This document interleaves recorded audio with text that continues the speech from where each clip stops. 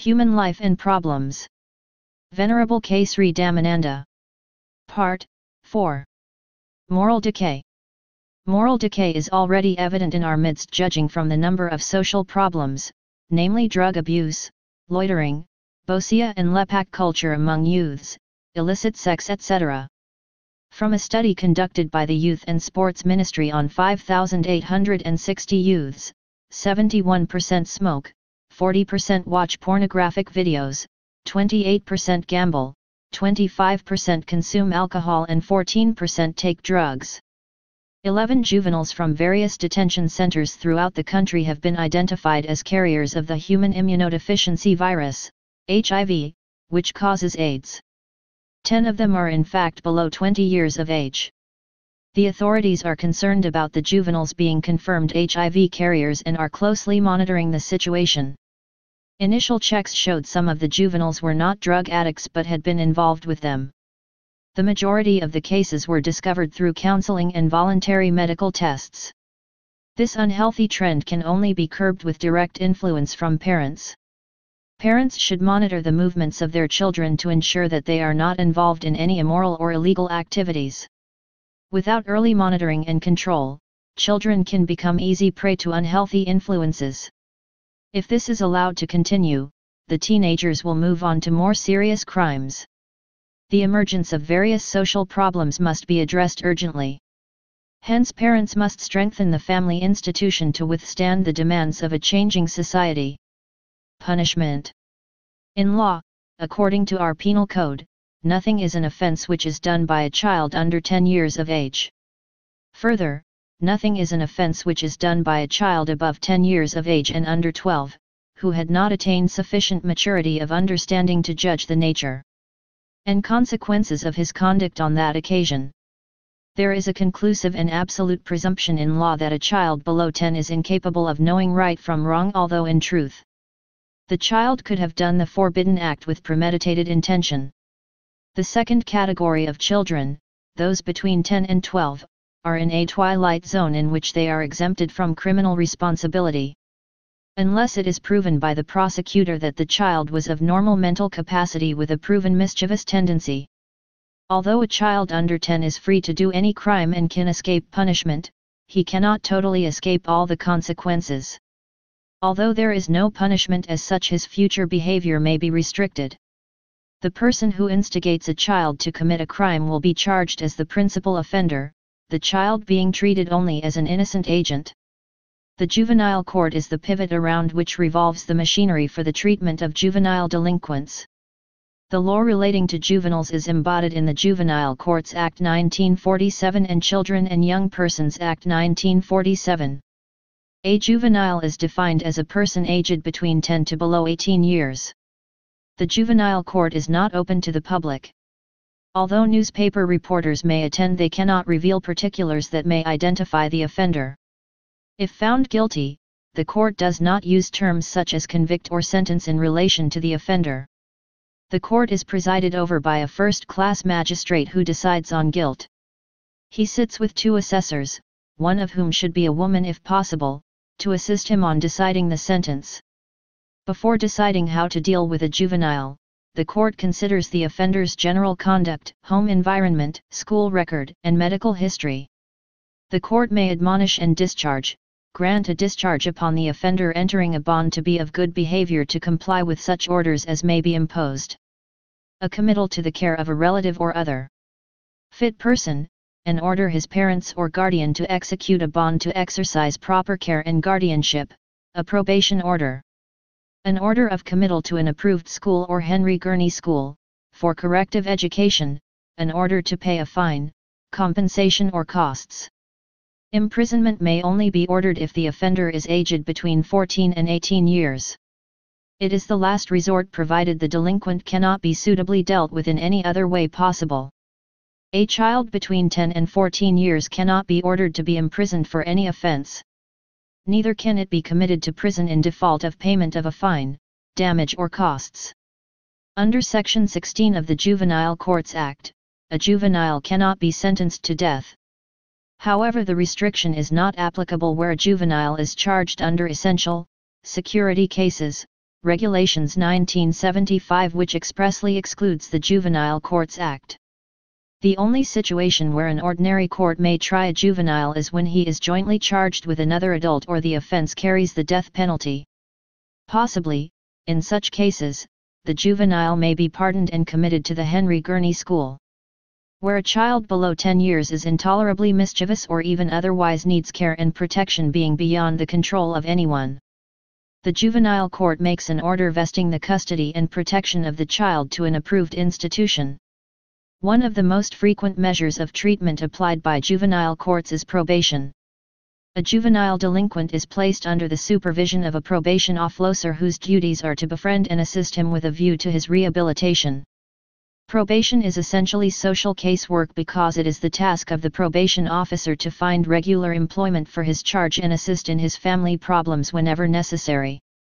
The spirit behind the law relating to youngsters is that they should be treated differently from adults, that is, with compassion and understanding so that they are shown the correct path from which they strayed through no fault of their own. The advice that could be given to families with young children is to spend quality time with them, to listen to what is going on, and what the child may be really trying to tell. BOSHIA and LEPAK, Culture among Youths. BOSHIA and LEPAK culture among youths. With rapid industrialization of the country, many youths from the rural areas flock to larger cities in search of employment in factories. Girls from the rural areas in particular come in large numbers to be employed mostly in electronic factories. The lure of a carefree life in the city with their many shopping complexes, supermarkets, and bright lights attract many rural youths, who generally spend their leisure hours after work indulging in window shopping or merely loitering around in groups in such places. Money is uppermost in their minds, some extra cash with which they could enjoy a better quality of fashionable life in the city. This kind of lifestyle among youths in the course of time gave rise to the popular use of the terms BOSHIA and LEPAK, Bahasa Malaysia. The word BOSHIA originates from Chinese Hokkien meaning voiceless. How the term originated and came to be associated with loafing youths in large cities is however obscure. Its Bahasa Malaysia equivalent is LEPAK. With a large proportion of these teenage youths being away from the social controls of normal rural family life, it was indeed not surprising to find some of them indulging in unwholesome activities in large cities and becoming involved in a way of life which would not normally be tolerated back in their own rural hometowns. Inevitably, a decline in ethics set in due to the absence of the sanctions of parents and society back in their own villages. A stage was reached when female teenagers in small groups would place themselves as pick-ups at strategic locations in shopping complexes, public buildings or street corners, only to be picked up by local youths. The girls are so naive they became easy prey to those roving Romeos and super motorcycles. One could in fact approach and strike up a casual acquaintance with any factory girl seen loitering in the vicinity of shopping complexes, and the chances are that she would readily accept an invitation from such an acquaintance for a drink or snack at a restaurant and later adjourn for a walk or to a disco or any place mutually agreed upon. Later on, however, the female teenagers, having grown wiser to the scheme of things, elevate themselves to solicit acquaintance with affluent older men who would prowl around in expensive cars looking for pick-ups to keep them company. These men in high society would generally be lavish in entertaining the girls. The situation in the course of time, however, got out of hand when cases of Kalwat, close proximity, were apprehended by the police, who also received complaints lodged by wives against their husbands involved in vice activities. With continued action and surveillance by the police, the BOSHIA and LEPAK problems, which at one time had occupied news headlines to a large extent, gradually faded away. To fill the void that ensued, unscrupulous business operators took the opportunity of raking in money by opening up karaoke lounges and video arcades, thereby providing ideal rendezvous facilities with subdued lighting and popular music for boy meets girl situations.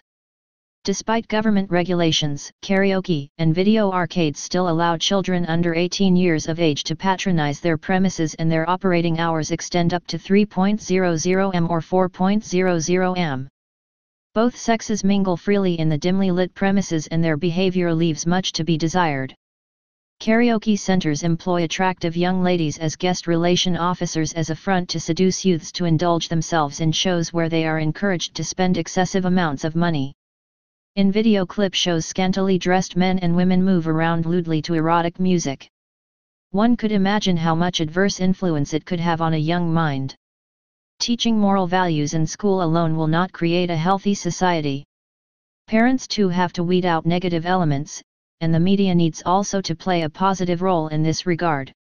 Society has to nip the festering problem in the bud by disallowing the young mind to be poisoned by such lewd video shows.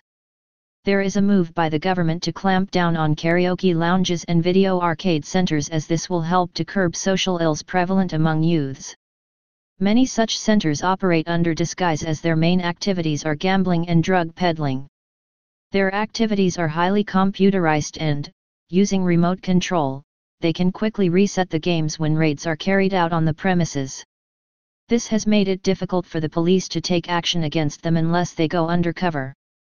The police are aware of criminal activities taking place in video, amusement and karaoke outlets.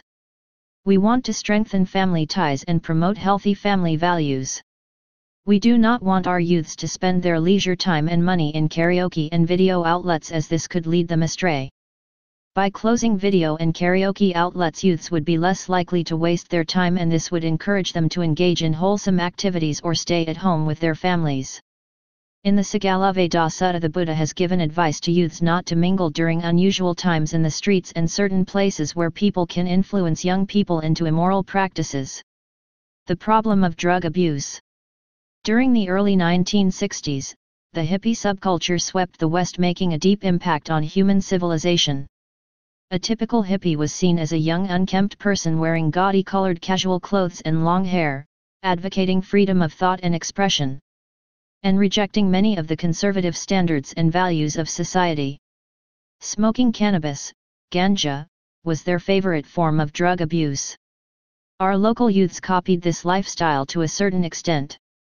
Although with hindsight we can say that the hippie movement did have some positive effects, its permissiveness paved the way for the greatest scourge mankind has ever known, drug abuse. When drugs are abused, the results can be devastating. For the abuser, for those who care about him or her, and for society at large.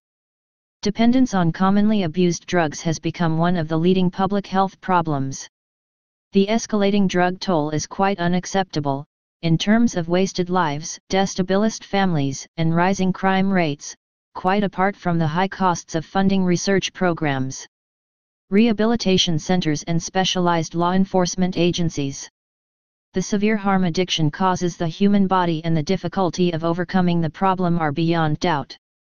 Repeated use of drugs can cause the user to become dependent on them. Physical dependence on a drug like heroin, for example, is characterized by increasing tolerance to the drug. That is, the user has to take ever larger doses in order to achieve the same degree of drug-induced euphoria, or high.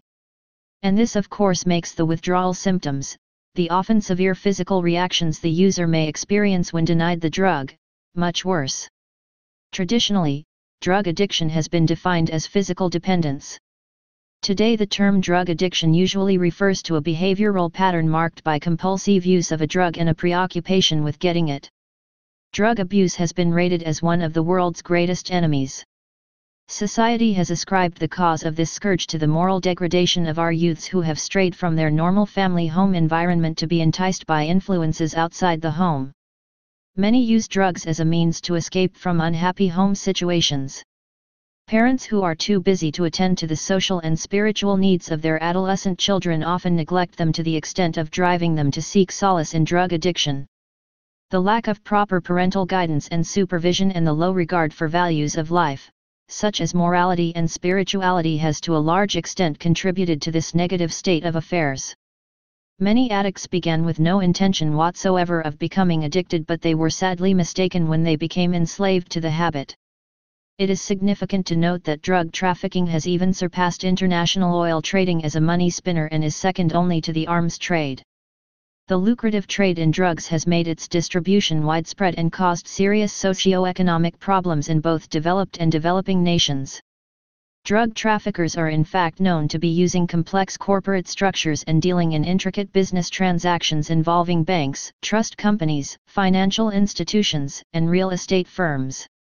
Drug abusers invariably progress on to hard drugs, and mainliners live under the perpetual threat of an overdose. The common habit of sharing needles to fix or inject drugs into one's body system by hardcore mainliners is one of the principal causes of the spread of AIDS now threatening the country, which will be discussed in detail in the next section. The government is currently spending millions of dollars on various drug rehabilitation programs as the ever-growing problem of drug abuse by our youths is increasing to alarming proportions. It is significant to note that infants born to heroin-addicted mothers also become addicts. Because the mother's heroin intoxication can penetrate the placenta barrier, the buffer between her bloodstream and that of the fetus, and pass directly on to the unborn child. Doctors try to find out beforehand if a mother is on heroin, many would not admit it, so that the child can be treated and handled as an addict from the moment it is born. If a doctor is unaware of the mother's addiction problem, the newborn baby may go into an immediate and life-threatening withdrawal state.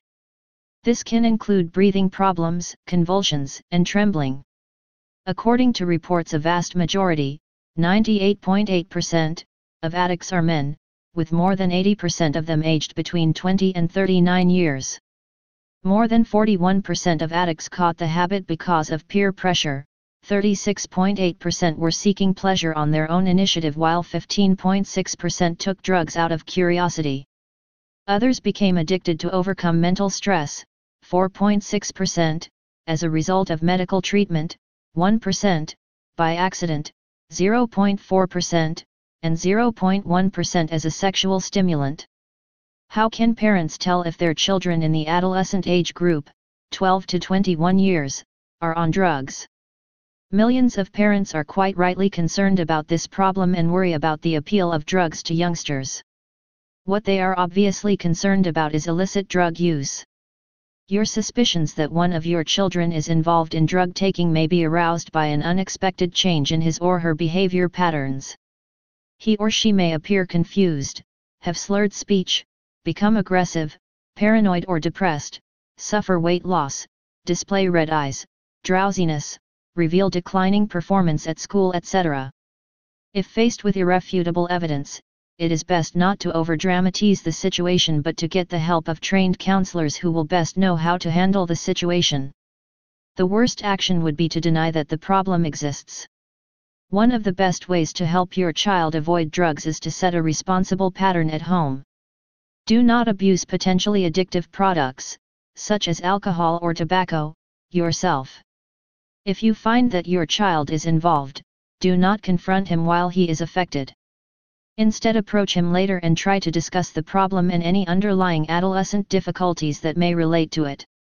There are two major aims to bear in mind: to keep on good terms with the child, who will often be the only person able to tell you what is going on, and to establish some firm facts about the drug used.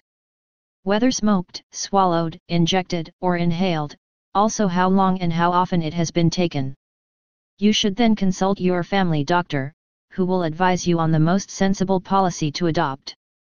If the situation is serious, your doctor may refer you to a rehabilitation center or to a hospital. The spread of AIDS. AIDS, acquired immune deficiency syndrome, is now the most deadly of all sexually transmitted diseases. AIDS is caused by the human immunodeficiency virus, HIV, which attacks and weakens the body's immune system so that it can no longer fight off infections normally controlled with ease. A person with AIDS is not likely to survive, although it is not the actual AIDS virus which kills him. The cause of death may be any of the wide variety of organisms that can enter the body and, finding little resistance, multiply wildly. The victim is thus subject to a variety of rare illnesses normally found only in a relatively mild form, if they do occur, in people with a normal immune system. People who have AIDS die from a secondary disease. The two illnesses most commonly identified in AIDS patients are pneumonia and a rare form of skin cancer, as a result of the breakdown of the body's immune system. Once the virus enters the body, it is targeted to attack the immune system of the human body. The AIDS virus is carried in the body fluids, particularly blood and semen, of people who suffer the disease. Persons so infected can transfer the virus to their sexual partners or spread it by contaminated blood during transfusions. An AIDS-infected mother can transmit the deadly virus to her child, during or shortly after birth. The AIDS virus also circulates in the blood of its victims. This is almost certainly why intravenous drug users and hemophiliacs are in the higher risk group. Intravenous drug users often share needles, and a needle used by an AIDS carrier can transmit the needle used to anyone who uses the same needle.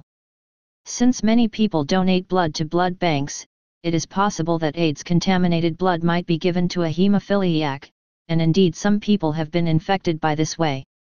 It is almost impossible, of course, to get AIDS by donating blood, since the needles used for the procedure are sterile and are discarded after each use. The inherent danger of the deadly disease is that AIDS antibodies, which indicate infection, only appear in the blood a few weeks, and sometimes a few months after the person has been infected. The incubation period, however, varies greatly and can be quite long, perhaps as long as 5 years. Hence it is not possible to detect infection immediately after exposure. With no known cure or vaccine so far, AIDS prevention is indeed most vital. The following symptoms occur in AIDS: swollen lymph nodes, recurring fevers, night sweats, sudden unexplainable weight loss, fatigue, diarrhea, purplish skin lesions and unusual infections. The results of several investigations into the spread of AIDS indicate that people living in the same house, sharing eating utensils, or being exposed to sneezes from an infected person do not become infected with AIDS virus. Nor is it possible to be infected from swimming pools, handshaking, or sharing toilet seats. The only known routes of infection are sexual contact and exposure to contaminated needles or blood. Nearly 500,000 people around the world are officially reported to have AIDS. This is just a third of the estimated total of 11 million people carrying the potentially lethal virus HIV. The global total of carriers is estimated to be 446,681 spread over 163 countries. In our country alone, the known number of HIV carriers has reached more than 2,531 of the 37 AIDS victims have died. By the year 2000, it is estimated that more than 60,000 infants will have AIDS, and 120,000 children will become orphans. There has been a 440% increase in HIV/AIDS cases over the last 5 years. Data compiled by UNAIDS prove the gravity of our situation. The country's AIDS strategy is a plan on AIDS prevention that is based on proper morals. The plan will go back to the basics, that is, religion, cultural and traditional values. As today's teens are indulging in activities their forefathers would never have dreamt of doing in their day. The danger of sexual misconduct is explained in the teaching of the Buddha. Addiction to tobacco smoking. Tobacco smoking covers a wide range of nicotine-laden products and includes cigarettes, cigars, and pipe smoking. Of the above-mentioned categories, cigarette smoking is the most prevalent. It has been established statistically that nicotine addiction usually starts among the young, and smokers are usually hooked to the habit by the time they become adults. Catch 'em young, and you have 'em for life seems to be the corporate strategy of the tobacco industry. Right now, Malaysia seems to be in a tobacco cloud-9 oblivion. Our sports events, youth rock concerts, film shows and trendy holiday programs are sponsored by tobacco companies. They advertise themselves on TV, radio, and in the print media in a very subtle way by promoting products and services totally unrelated to their trade. Although their esteemed end product, the all-important cigarette, appears nowhere in sight, the message and logo they want to put across to the public nevertheless ring loud and clear. Despite public criticism, our authorities continue to allow such brand names and logo promotions as well as free distribution of cigarette samples at rock concerts. Whatever has happened to our laws on anti-smoking, and who are enforcing them? Are they to be observed only within the vicinity of hospitals, the courts, gas stations and certain public buildings? Even the Congress passed bills recently defining nicotine as an addictive substance. Now that the vast U.S. market is rapidly being closed to tobacco companies, we can expect a more aggressive and well-planned campaign upon the youth in third world countries. Malaysia, an economic success story, is certain to be a prime target. Are we ready for this onslaught upon our youngsters in this country? This pandering to cigarette traders must come to an end. Or else, are we admitting that U.S. President Clinton cares more for his American youngsters than we care for ours? Malaysia as a responsible nation should unite to protect the health of our next generation. Government agencies, the corporate sector and local non-government organizations, NGOs, should work together on a single policy to thwart the insidious strategy of the international cigarette companies.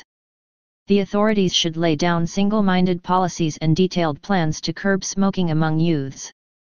Cigarette companies are required by law to print a warning notice on all cigarette cartons about the dangers relating to smoking but, as could be expected, this usually appears in almost microscopic print, merely to conform with official policy.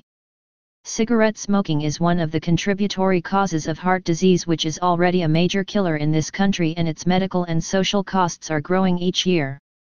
We cannot afford to allow the tobacco habit to destroy the health of our younger generation, hence we must act now, and as one society. There is no such thing as a safe cigarette. Low tar, low nicotine cigarettes, according to manufacturers' tests, provide some risk reduction as far as contracting lung cancer and heart disease is concerned. These tests, however, are performed on smoking machines and not on human beings. In addition, switching to a low nicotine brand is not a reliable alternative to quitting, especially for those who increase the number of cigarettes they smoke to maintain former nicotine levels. Even though you do not inhale when smoking, you are still holding the smoke in your mouth and thus increase the risks of developing oral cancer.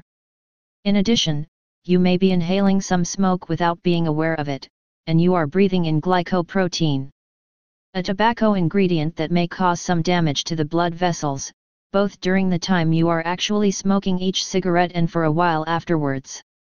If you can stop smoking instantly, and find that you don't experience an intense craving for tobacco or such signs of withdrawal as nervousness and headaches, then you would not be classified as addicted. But the chances are that you probably would not be able to give up without feeling some symptoms, in which case you would be described, and accurately so, as addicted. It is never too late to stop smoking, even after 25 years. Quitting offers both short and long-term benefits.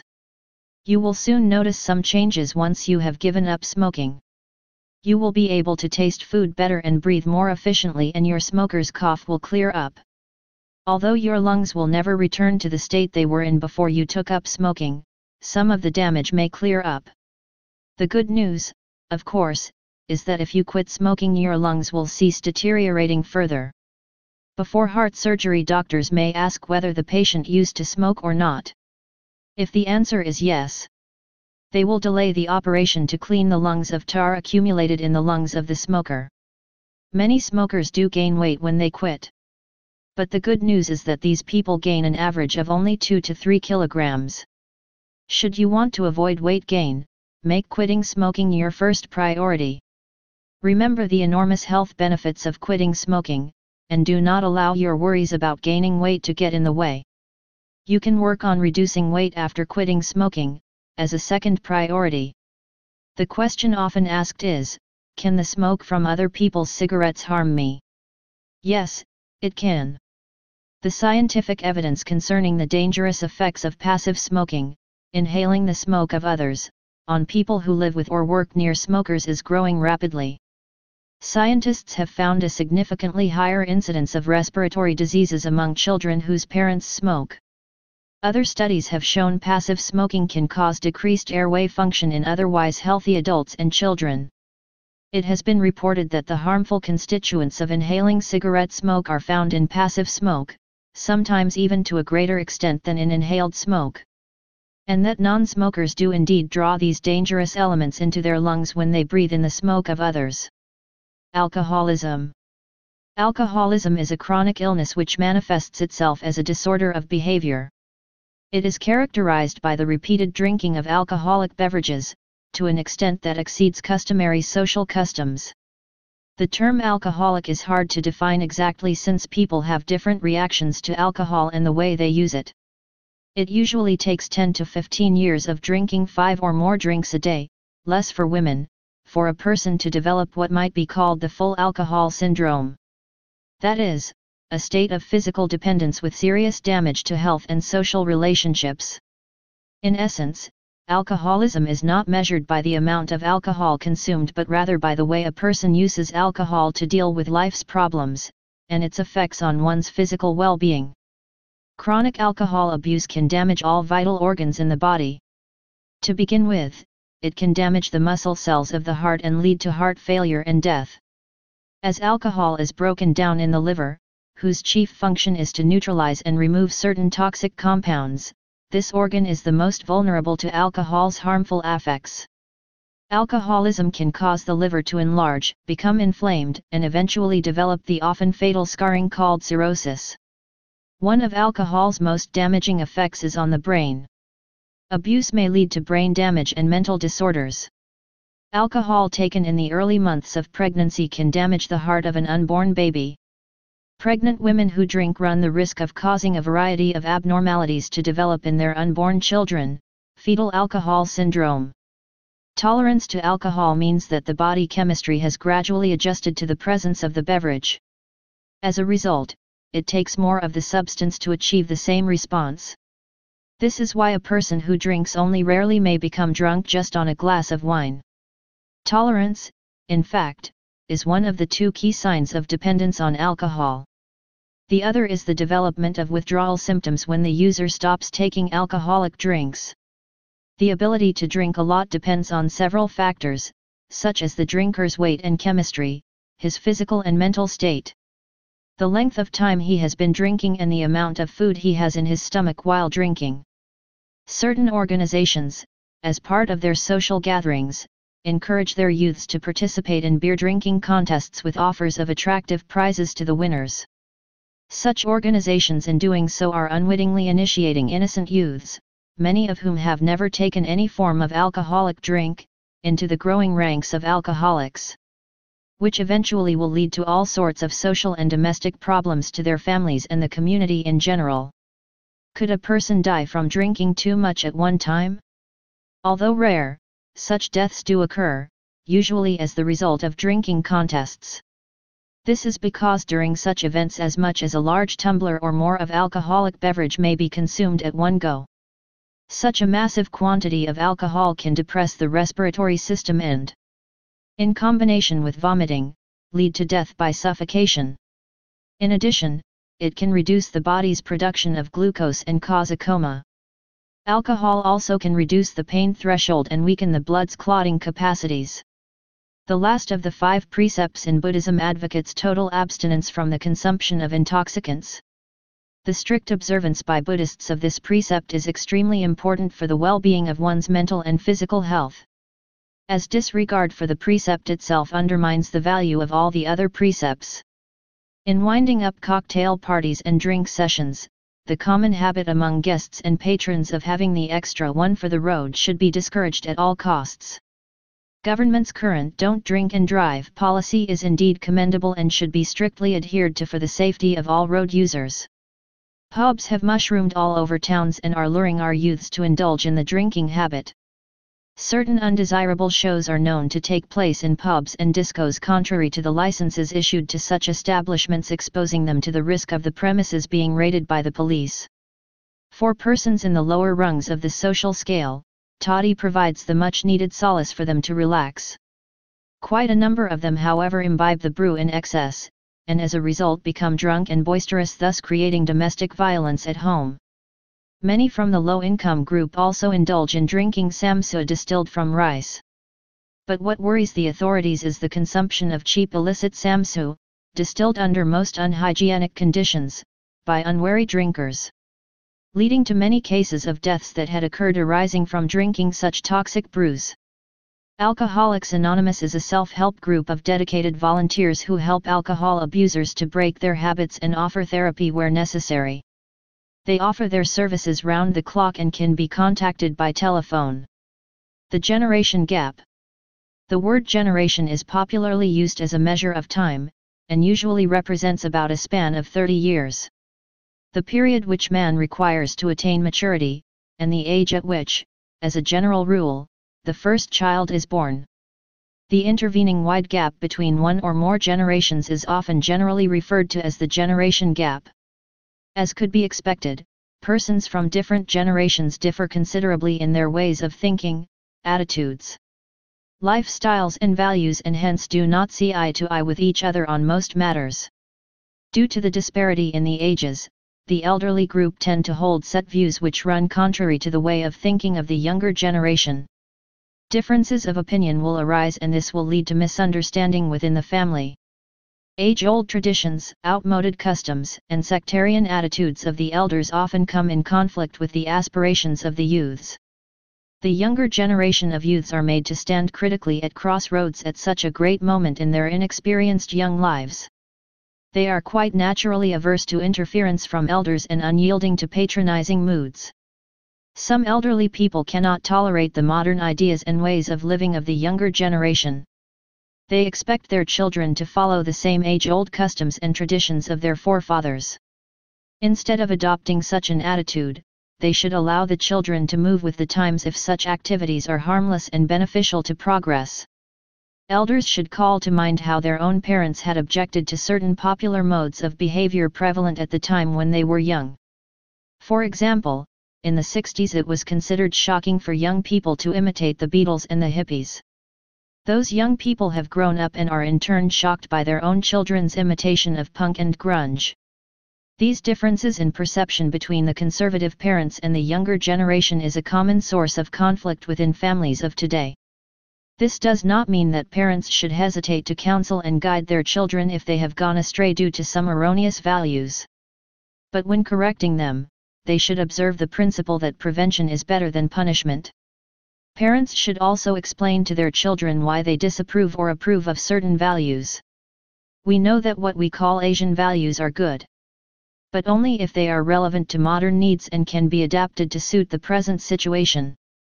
A lack of proper understanding between parents and their children is actually causing them to distance themselves from each other.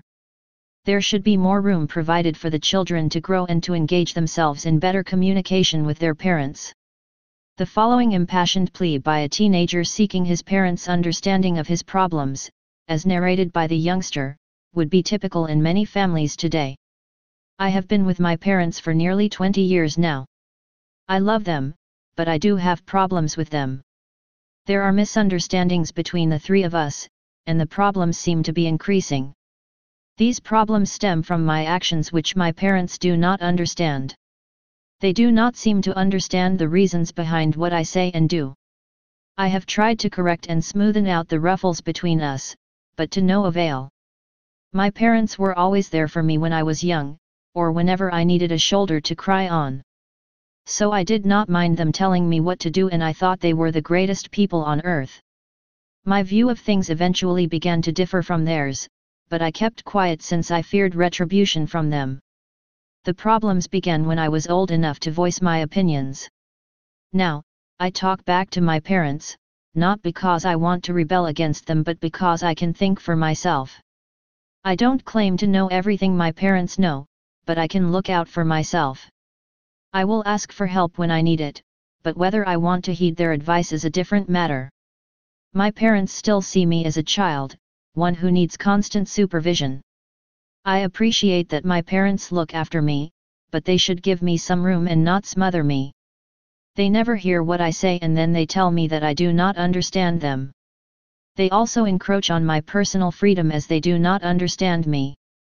Since they always watch me, I do not get any freedom to see my friends or do the things I want to do. My parents always question my motives, but they never listen to my reasons because they never want to talk with me. Naturally, I turn to my friends and this surprises my parents. I don't want to hurt my parents by not listening to them, but it works both ways. How can I take advice from them when they do not bother to find out the true facts? I am young, but how will I ever learn if I am not given the chance? The problems I am experiencing originate from my parents and me. They just command me and do not give me a chance to ask them questions. In such an intolerable and stifling home situation, who then is to blame if I have to seek solace outside home with shady companions and indulge myself in negative activities? Do I have an option? My parents could understand me better if only they took the time to speak with me and see my point of view. My parents and I must work together to solve this problem for the sake of a better home environment. The appearance of a generation in the 1950s which had become incomprehensible to its elders now looks far less mysterious than it did at that time of great changes in world civilization. Then, the talk was all of generation gap, a new phenomenon. Young people did not pass directly from school into lifelong work, and often manual labor, but had leisure, money, and time to spend on themselves. A whole culture grew around them. The inability of the old to understand the young, the belief by the young that youth will last forever, their resistance to accept mortality. These things exist in all human societies at all times. The generation gap, with its dramas, its heroes, and its stubbornness has become far more complex and complicated. It is now accepted as normal in the West that most people have little social contact with anyone but their own age groups. The initially benign, or at least apparently harmless, element in the fostering of differences between the generations now threatens to turn into something far darker and more menacing. The gap, as it is widening to a point of becoming a chasm. A major problem confronting many rich Western societies, Germany, the United Kingdom, Japan, Italy, Spain. Among them is that their populations have failed to replenish themselves, so that the numbers of old people are fast becoming a burden today. Part of the promotion of a detached, self-conscious younger generation in the 1950s and 1960s represented a contempt for the old. At the very least, a discarding of wisdom, a rejection of experience, a degradation of traditional relationships between young and old. These fostered misunderstandings, barriers between young and old, will eventually create deeper conflicts in the future. Indeed, outrages by children against the old are already a serious issue in many parts of the world. Such incidents will certainly increase with time.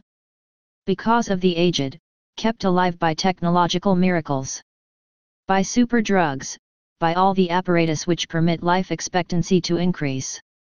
Quality of life, however, does not improve with the increase of population, and that's where the problem lies. It is not difficult to anticipate just what forms of vengeful retaliation will occur when the young realize that they are expected to look after the surplus population of those they regard as useless. The discarded, the ill-adapted, unproductive and the infirm. These are burdens society is increasingly reluctant to shoulder. One can imagine, therefore, the arguments in favor of euthanasia gaining ground and the practice being increasingly accepted. The problem of demography, which once focused upon too many babies in the third world, is likely to shift to those who refuse to die, particularly in the developed world. Already the old say they have lived too long. They may have to be helped to remove themselves to make way for the next generation. May the old and young bridge the gap in the cause of love and understanding. Listen to the elders. It is not necessary to have personal experience in certain things to understand whether they are good or bad. Here is an analogy for you to understand this situation. A shoal of fishes come across an obstruction in the water with an unusually small opening. It is actually a trap laid by a fisherman to catch the fish.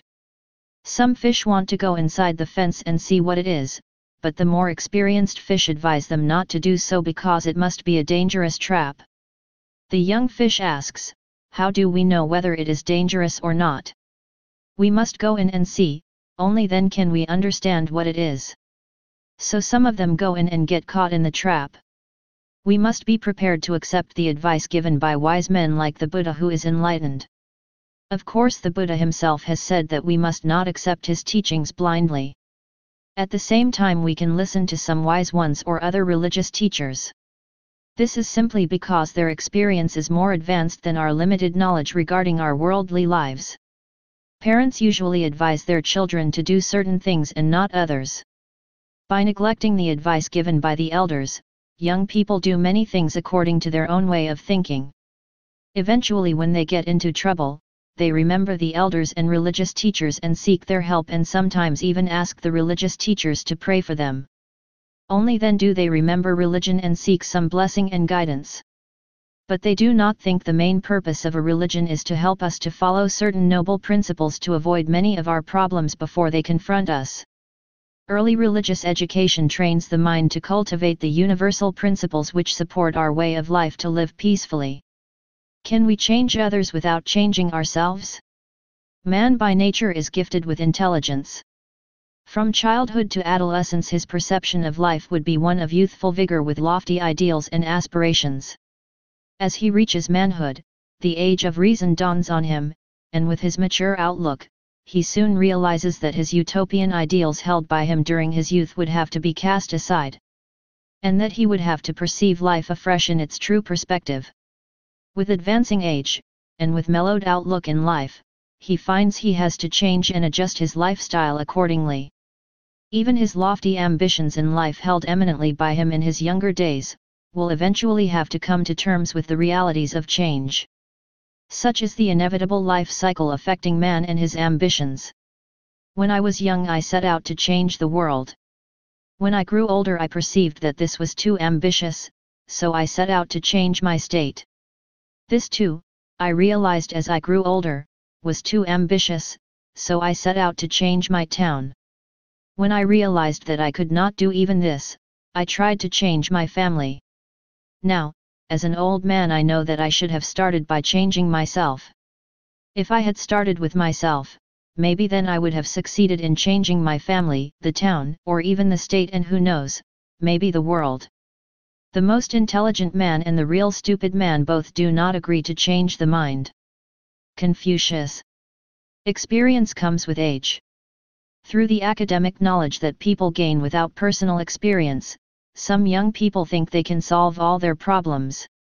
Science can provide the material things to solve our problems, but it cannot help us to solve many of our life's problems. There is no substitute for wise people who have experienced the world. Think about this saying: when I was 18, I thought what a fool my father was. Now that I am 28, I am surprised how much the old man has learned in 10 years.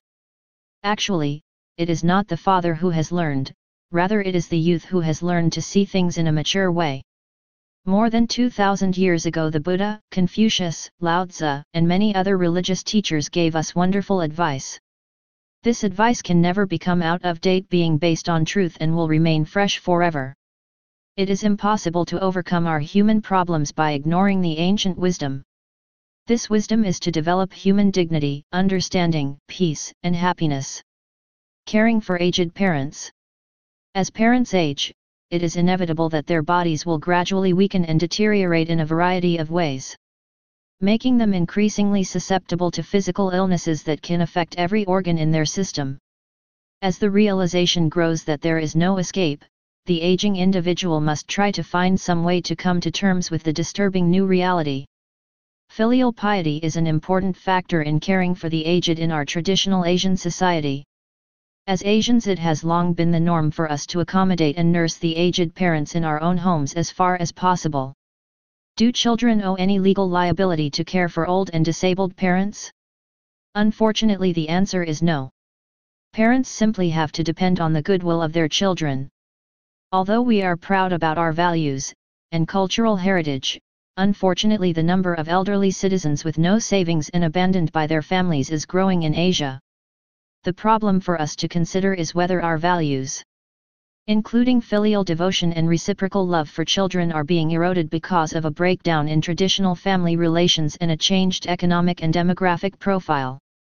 Cramped flats and squatter houses are not places which are conducive to the accommodation of aged parents.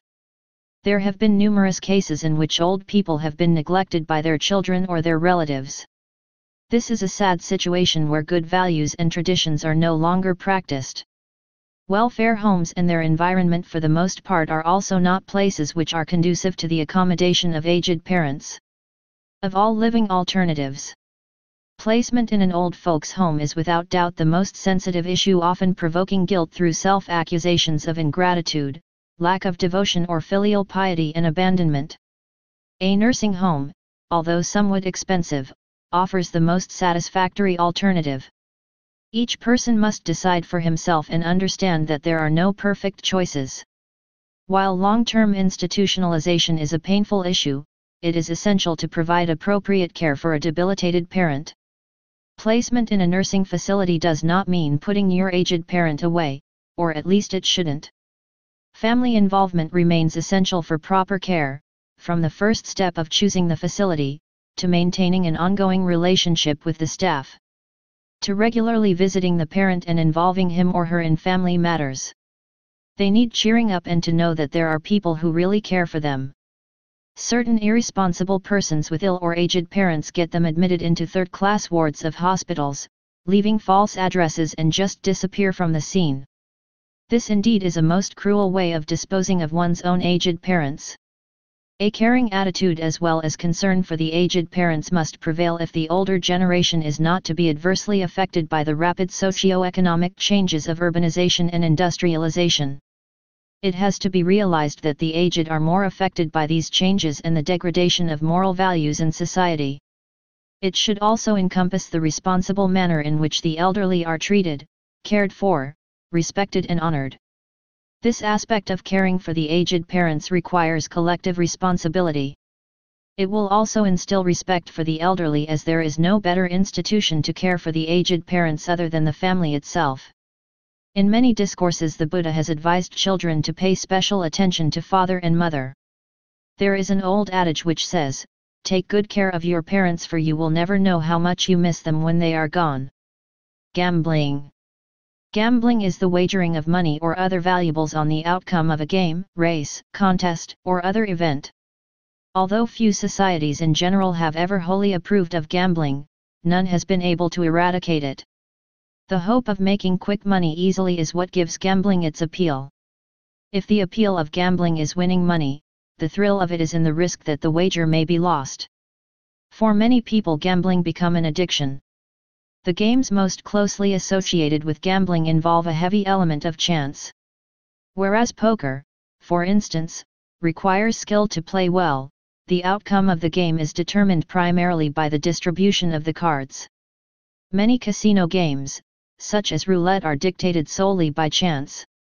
Betting on the outcome of sporting events, especially on horse racing, or on a lottery, is perhaps the most widespread legal form of gambling, and in many countries, governments have created systems to funnel through legal channels the vast amounts wagered, retaining a certain proportion for their own use. Football pools are popular, particularly in the West. Gambling is not confined to any economic or social stratum. Many housewives are known to be compulsive gamblers who often neglect their family obligations and their children when they become so engrossed in the vicious gambling habit. They even gamble away their market provision money and become easy prey to loan sharks who are ever ready to come to the rescue of such unfortunate women. Compulsive women gamblers are prepared even to go the extent of compromising their modesty to these human vultures in order to redeem their losses. Compulsive gambling is recognized as a sickness, and such organizations as Gamblers Anonymous exist for the purpose of helping individuals suffering from the problem. Illegal gambling constitutes one of the largest businesses in existence, and its gross has been estimated to exceed that of its legal counterpart. Gambling can become the cause of the downfall of a person if he or she is addicted to it, says the Buddha. Indebtedness. Many who become addicted to gambling and liquor also become indebted in order to sustain their gambling and drinking habits, and in so doing easily fall into the clutches of unscrupulous moneylenders and loan sharks. Moneylenders often charge a high rate of interest on loans borrowed by debtors. Although the amount of loan advanced is low, their modus operandi is to make the borrower sign for a larger amount, as a form of security. In case of default by the borrower, the moneylender will invariably sue the borrower through court proceedings, tendering the borrower's signed document for the larger amount as the basis of their claim. Licensed moneylenders and loan sharks are the bane of helpless alcoholics and gamblers, as they often exploit the inherent human weakness of their victims. A drunkard's mouth dries up his pocket. So the adage goes. Even people in an affluent society resort to moneylenders as a means of alleviating themselves from tight financial situations. Valuable properties and lands are sometimes mortgaged to these money lenders as a form of collateral in order to secure a loan for a business venture. Should the borrowers default, these unscrupulous money lenders will have no qualms whatsoever in resorting to court action to foreclose their claims. The law provides for the seizure of the debtor's property to pay the sum owed, plus the legal costs incurred. One who is not indebted to anybody experiences happiness in this lifetime, says the Buddha. Many heavily indebted businessmen, finding themselves insolvent, have no other option than to declare themselves bankrupt. Common problems. Human problems are complicated and entangled in various ways. From our birth up to our last breath, numerous problems confront us. It is impossible for any human being to exist without facing some sort of problems. The Buddha has advised us to understand the nature of our problems if we want to live peacefully. He has also advised us to ponder on the purpose of our existence and try to find out why we are not satisfied with our lives and the world.